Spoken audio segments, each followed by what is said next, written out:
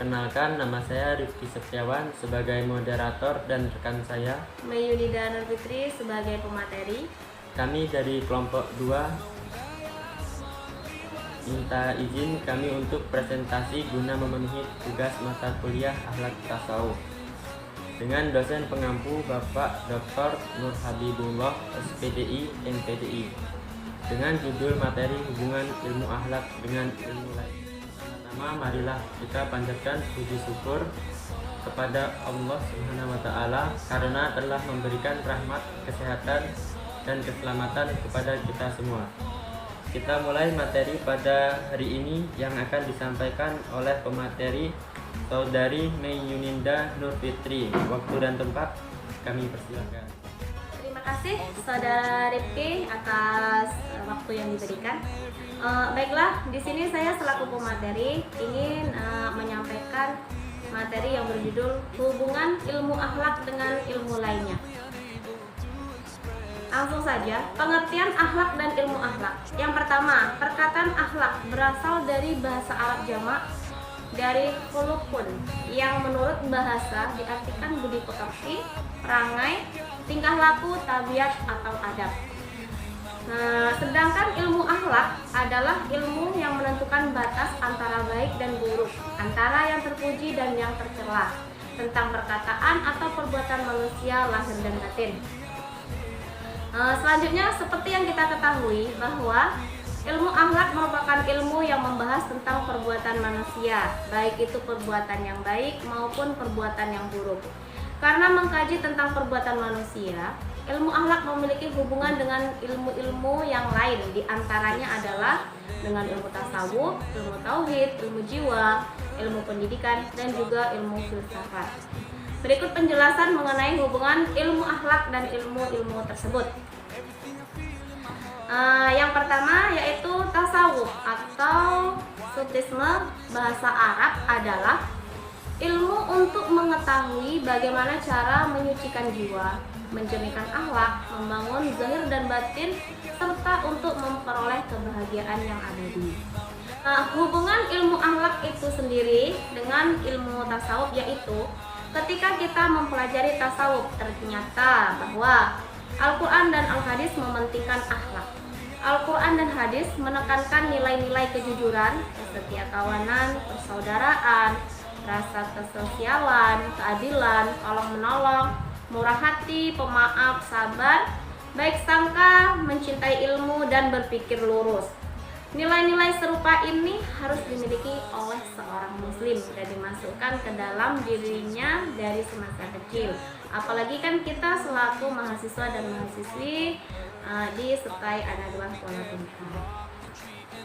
Baik, di sini penjelasan mengenai hubungan ilmu akhlak dengan ilmu tauhid. Yang pertama ya, menurut salah seorang akademis intelektual, pemikir, filsuf dan tokoh muslim Indonesia yaitu Profesor Dr. Harun Nasution menyebutkan bahwa ilmu tauhid diartikan sebagai ilmu yang membahas tentang cara-cara mengesahkan Allah sebagai suatu sifat yang terpenting di antara sifat Allah yang lainnya.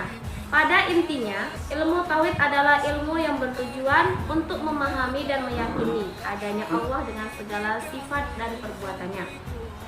Selanjutnya, salah seorang guru besar sejarah dan filsafat pendidikan Islam di Indonesia yaitu Profesor Dr. Haji Budinata MA dalam bukunya yang berjudul Akhlak Tasawuf mengatakan bahwa hubungan ilmu akhlak dengan ilmu tasawuf adalah ilmu tauhid yang akan mengarahkan perbuatan manusia menjadi ikhlas, dan keikhlasan ini merupakan salah satu akhlak yang sangat mulia.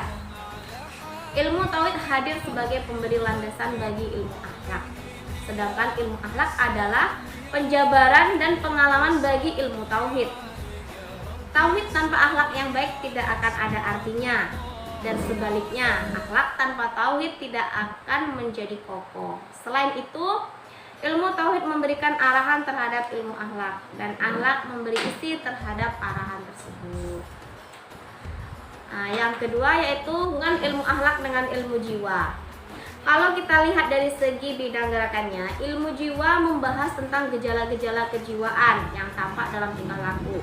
Melalui ilmu jiwa, Dapat diketahui sifat-sifat psikologis yang dimiliki seseorang, jiwa yang bersih dari dosa dan maksiat serta dekat dengan Tuhan. Misalnya, akan melahirkan perbuatan dan sikap yang tenang pula. Sebaliknya, jika jiwa yang kotor, banyak berbuat kesalahan dan jauh dari Tuhan, akan melahirkan perbuatan yang jahat, sesat, dan juga menyesatkan bagi orang lain. Selanjutnya, dengan demikian ya, ilmu jiwa mengarahkan pembahasannya pada aspek batin manusia dengan cara menginterpretasikan perilaku yang tampak. Sedangkan ilmu tasawuf pembahasannya juga mengarah pada jiwa dan kejiwaan. Jika antara ilmu jiwa dan ilmu tasawuf memiliki kaitan yang erat karena sama-sama membahas masalah kejiwaan. Yang ketiga yaitu hubungan ilmu akhlak dengan ilmu pendidikan. Tujuan pendidikan dalam Islam sangat erat kaitannya dengan penyempurnaan akhlak manusia. Tujuan tersebut dengan jelas menggambarkan bahwa ilmu pendidikan dan ilmu akhlak memiliki hubungan yang sangat erat kaitannya. Pendidikan merupakan sarana dalam pembentukan peserta didik sebagai seorang yang berakhlak mulia. Dan yang selanjutnya yaitu yang keempat ya, hubungan ilmu akhlak dengan ilmu filsafat. Filsafat itu sendiri adalah ilmu pengetahuan yang berusaha menyelidiki segala sesuatu yang ada dan yang mungkin ada dengan menggunakan pikiran. Filsafat sebagaimana diketahui adalah suatu upaya berpikir mendalam, radikal sampai ke akar-akarnya, universal dan sistematik dalam rangka menemukan inti atau hakikat mengenai segala sesuatu. Dalam filsafat, segala sesuatu dibahas untuk ditemukan hakikatnya. Jadi hubungan ilmu akhlak dengan ilmu-ilmu lainnya yaitu diantaranya ada pemikiran ya, pemikiran objek filsafat yang erat kaitannya dengan ilmu akhlak adalah tentang manusia. Para filosof muslim seperti Ibnu Sina dan Al-Ghazali memiliki pemikiran tentang manusia sebagaimana terlihat dalam pemikirannya tentang jiwa. Jiwa manusia merupakan satu unit yang tersendiri dan mempunyai wujud terlepas dari badan. Jiwa manusia timbul dan tercipta tiap kali ada badan atau yang sesuai dan dapat menerima jiwa, maksudnya ya, lahir di dunia ini. Jika jiwa manusia telah mencapai kesempurnaan sebelum ia berpisah dengan badan, maka ia selamanya akan berada dalam kesenangan. Dan jika ia berpisah dengan badan dalam keadaan tidak sempurna, karena semasa bersatu dengan badan, ia selalu dipengaruhi oleh hawa nafsu badan, maka ia akan hidup dalam keadaan menyesal dan terkutuk untuk selama-lamanya di akhirat. Dalam pada itu, Al-Ghazali membagi umat manusia ke dalam 3 golongan, yaitu yang satu kaum awam yang berpikiran sangat sederhana sekali, dan yang kedua ada kaum pilihan yang akalnya tajam dan berpikir secara mendalam, dan yang ketiga yaitu kaum penengkar, di mana sikapnya selalu mematahkan dengan argumen-argumen yang mereka miliki. Selain itu, filsafat juga membahas tentang Tuhan, alam dan alam-alam lainnya. Dari pembahasan ini akan dapat diketahui dan dirumuskan tentang cara-cara berhubungan dengan Tuhan dan memperlakukan makhluk serta alam lainnya. Dengan demikian akan didapat dan diketahui dan juga dirumuskan tentang cara-cara berhubungan dengan Tuhan dan memperlakukan makhluk serta alam lainnya. Oke. Dengan itu kita akan dapat ya, atau kita dapat mewujudkan akhlak yang baik terhadap Tuhan, terhadap manusia, alam dan makhluk Tuhan lainnya.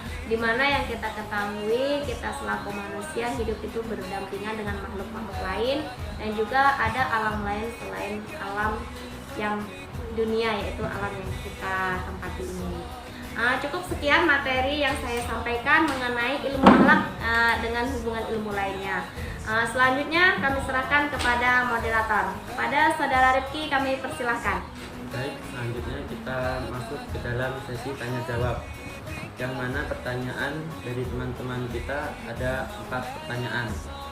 Yang pertama, saudari Ananda Saputri, yaitu bagaimana cara mengaplikasikan ilmu akhlak ke dalam kehidupan sehari-hari.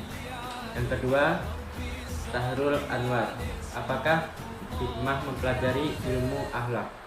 Yang ketiga, Saudara Arif. Apakah akhlak seseorang sangat berpengaruh terhadap kejiwaannya, dan berikan alasannya? Yang keempat, kepada Saudara Juli. Mengapa seseorang harus dikatakan dan harus menempuh yang namanya pendidikan akhlak, dan berikan alasannya?